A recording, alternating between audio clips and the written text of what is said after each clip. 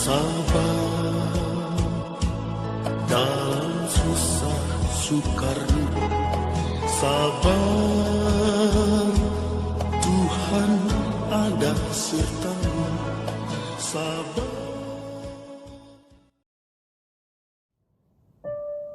Shalom, selamat malam saudara-saudara yang dikasihi dalam nama Tuhan kita Yesus Kristus.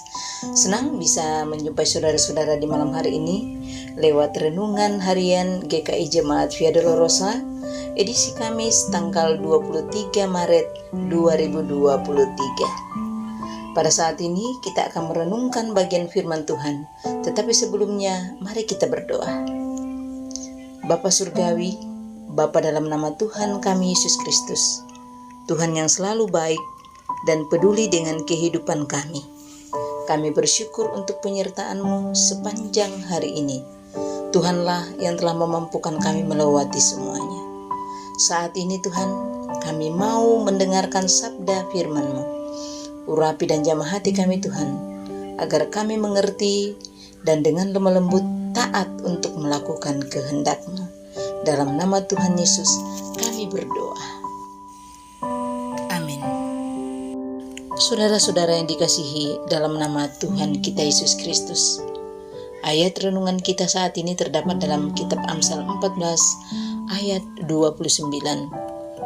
Tertulis demikian: orang yang sabar besar pengertiannya, tetapi siapa cepat marah membesarkan kebodohan.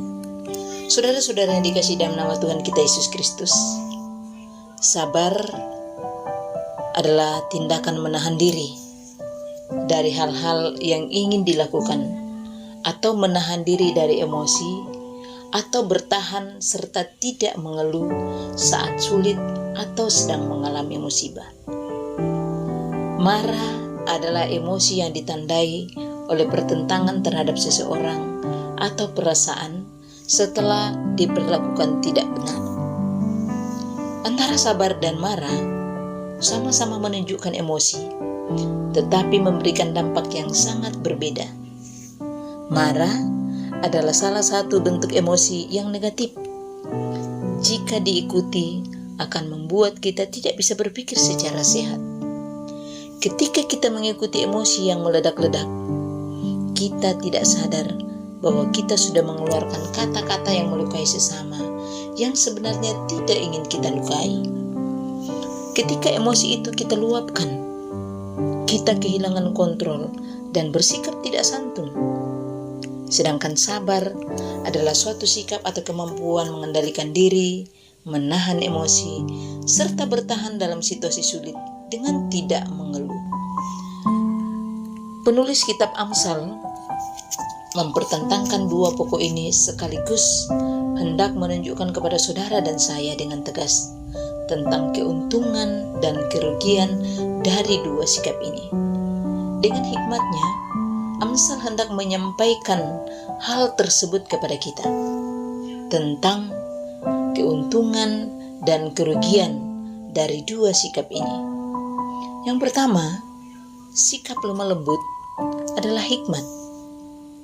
Orang bisa disebut memahami diri, tugas dan kepentingannya, kelemahan sifat manusianya, serta keadaan masyarakat dengan benar apabila ia sabar dan tahu bagaimana harus memaafkan kesalahan orang lain dan juga diri sendiri.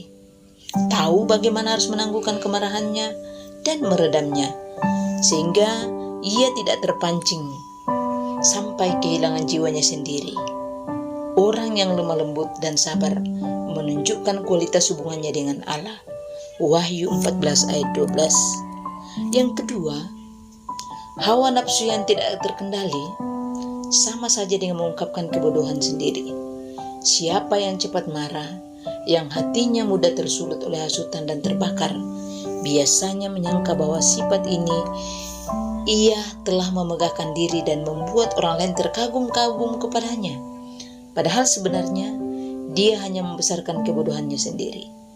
Ia mengungkapkan kebodohannya sendiri seperti orang yang mengangkat tinggi-tinggi sesuatu sehingga terlihat oleh semua orang dan menyerahkan diri di bawah kebodohannya itu. Saudara-saudara yang terkasih dalam nama Tuhan, Kesabaran kita seringkali teruji oleh berbagai peristiwa, bahkan oleh orang-orang terdekat. Ingat, emosi yang tidak terkendali sering menuntun pada tragedi, sedangkan kesabaran selalu berbuat manis. Ingat, saudara-saudaraku yang terkasih dalam nama Tuhan, ada banyak keuntungan yang kita terima saat kita belajar untuk sabar. Mari berdoa.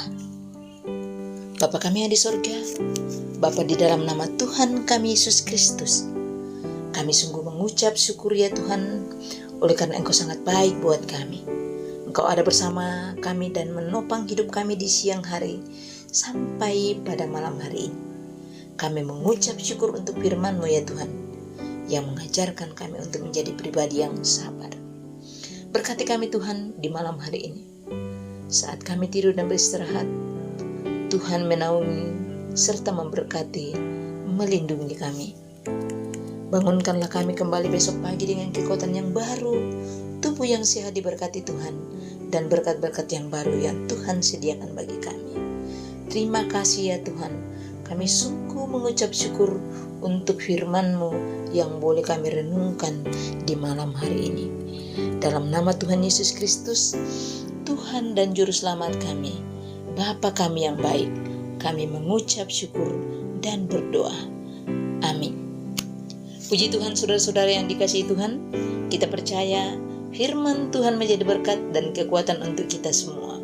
Dan Roh Kudus akan menolong untuk lebih memahami kebenaran firman Tuhan. Sekian renungan malam kita saat ini. Semoga Tuhan Yesus memberkati kita semua. Sampai jumpa dalam renungan malam berikutnya. Tuhan Yesus memberkati.